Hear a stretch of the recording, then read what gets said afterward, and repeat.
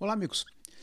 Queria compartilhar com vocês aqui um pensamento a respeito do episódio da indicação do futuro ministro do STF, Cássio Nunes Marques.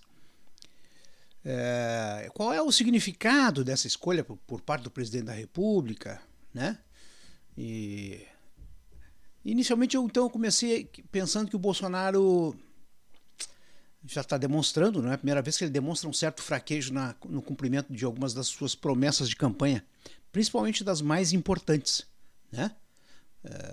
Não é a primeira vez, então, que ele demonstra uma certa leniência com relação às pautas de combate à corrupção, né?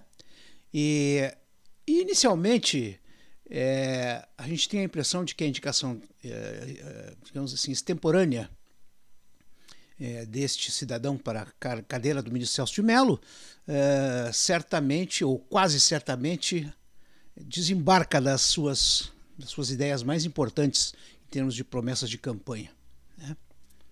A indicação desse sujeito é muito mais grave do que parece, né? Porque o STF, meus amigos, primeiro tem que fazer um corte. Todo mundo já sabe, mas eu vou fazer esse corte para fins, assim, digamos, didáticos. O Supremo Tribunal Federal deveria ser uma corte que julga questões constitucionais. Eles próprios se dizem guardiões da Constituição Federal, guardiões da nossa lei magna, né? Eles são aqueles que são os sentinelas do Estado democrático e de direito no que diz respeito à nossa mais alta norma. Só que o STF aqui no Brasil também é digamos assim, o farol do foro privilegiado. Ele é aquela ilha, sabe aquela ilha linda com aquele coqueirinho, com praias azuladas? O STF é aquela ilha para os corruptos, para os bandidos do colarinho branco, para parlamentares, governadores de estado, governadores da STJ, parlamentares lá, congressistas, né? Que estão envolvidos em crime de corrupção, não são poucos, não é de hoje, né? Aí a gente pergunta, o que veio antes? O que realmente está acontecendo? Nós temos muitos corruptos no Congresso, porque eles sabem que o STF os vai julgar, e isso vai demorar, vai para as calendas. Ou nós temos um STF bem-vindo, que dá boas-vindas aos corruptos e bandidos. A conclusão é que tem muita coisa errada nisso. Primeiro, é verdade, nós temos corruptos demais no Brasil, no Congresso Nacional, corruptos demais em todas as frentes políticas, nós temos corruptos demais por conta da leniência da lei. A lei não é cumprida com esses caras como deveria, certo? Os crimes de colarinho branco, de corrupção, desvio de verba pública deveriam ser julgados na primeira instância, que é onde está o mérito, primeira e segunda instância.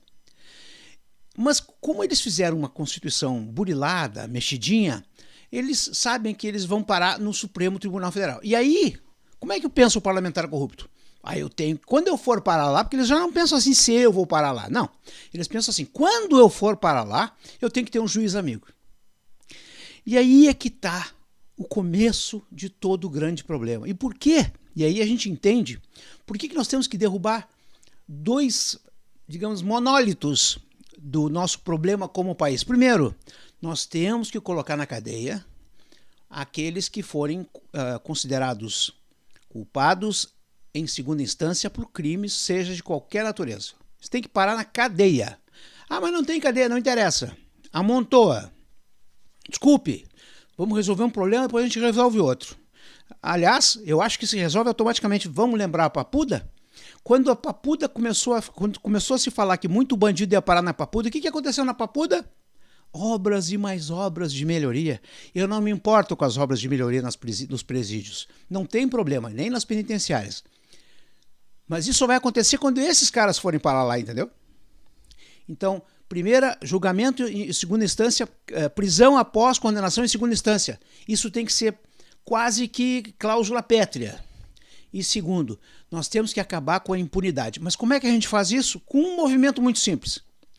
Com o não encaminhamento mais desses casos de corrupção, de crimes de colarinho branco, e de corrupção no serviço público e na área pública não vão mais para o Supremo.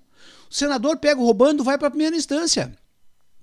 Deputado pega roubando, vai para a primeira instância. E lá vão ser julgados, porque é lá que se esconde o julgamento do mérito. É lá que vão investigar, de fato. É lá que vão atribuir ao sujeito todas as suas prerrogativas de ampla defesa e do contraditório. E é lá que o cara vai ser julgado. Não importa. No momento que ele for julgado em segunda instância, o que acontece? Ficha suja.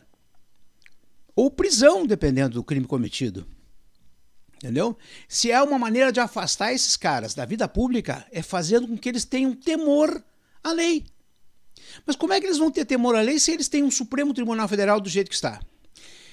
Então o Bolsonaro errou ao colocar esse cara lá, porque ele esqueceu de colocar dentro do Supremo Tribunal Federal alguém com ilibado comportamento, como disse o Caio Coppola. Ele não tem que ter amigo em Brasília. Ele não tem que ser bem circulante. Ele não tem que ser uma pessoa benquista nas hostes, sejam elas quais forem. Ele tem que ser um cara respeitado, temido. Ele não pode ser amigo. Mas esse cara é amigo de todo mundo. Entendeu? Se o cara é amigo de todo mundo e circula, faz aquela coisa assim, aquela promiscuidade entre os poderes, vai comer churrasco na casa do membro do executivo, depois vai no aniversário da filha do membro do legislativo. Essa promiscuidade toda que nasceu com Brasília tem que acabar. Como é que ela acaba? Com o fim do foro privilegiado, fim do julgamento desses caras no foro no STF. E agora eu faço um encerramento. Nós só vamos ter um país decente quando o STF for decente. À medida que nós temos o Lula indicando bandido, ou bandidos não, pessoas ruins, não vou chamar de bandidos, vou chamar de pessoas ruins, pessoas com um pensamento ideológico acima da lei, como tem demonstrado ser. E outros, enquanto isso acontecer, nós não temos um país, gente. E aí o Bolsonaro está errando. Bolsonaro tinha que ter posto, ainda que de modo indicativo, de modo ilustrativo e pedagógico, ele tinha que ter posto lá um cara com ilibado conhecimento, um cara respeitado e, acima de tudo, um nome temido.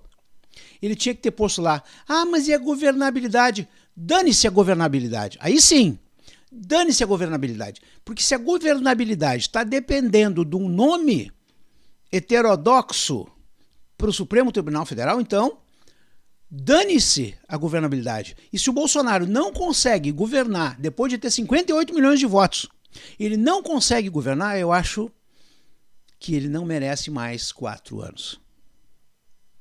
É duro dizer isso para quem votou e acredita no sujeito, acredita na boa-fé dele, mas ele tem demonstrado que está instalando dobradiças demais na coluna.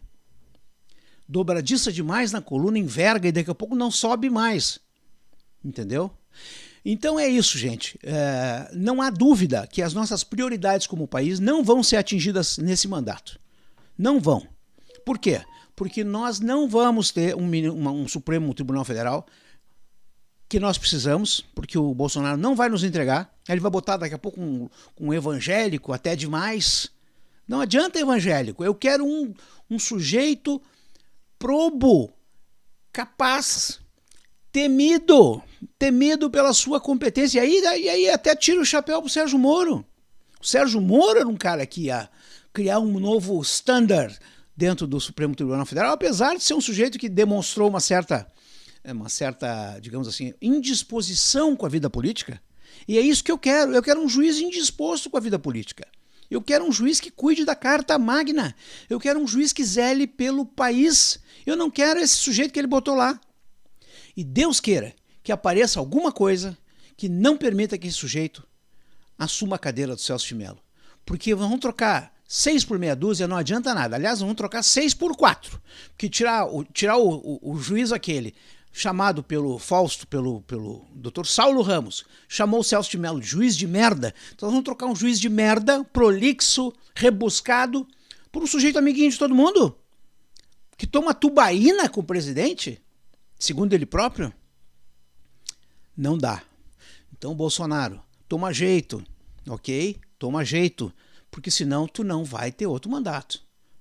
Cada vez mais tem mais gente que está insatisfeita com essas tuas premissas. Eu sou uma delas.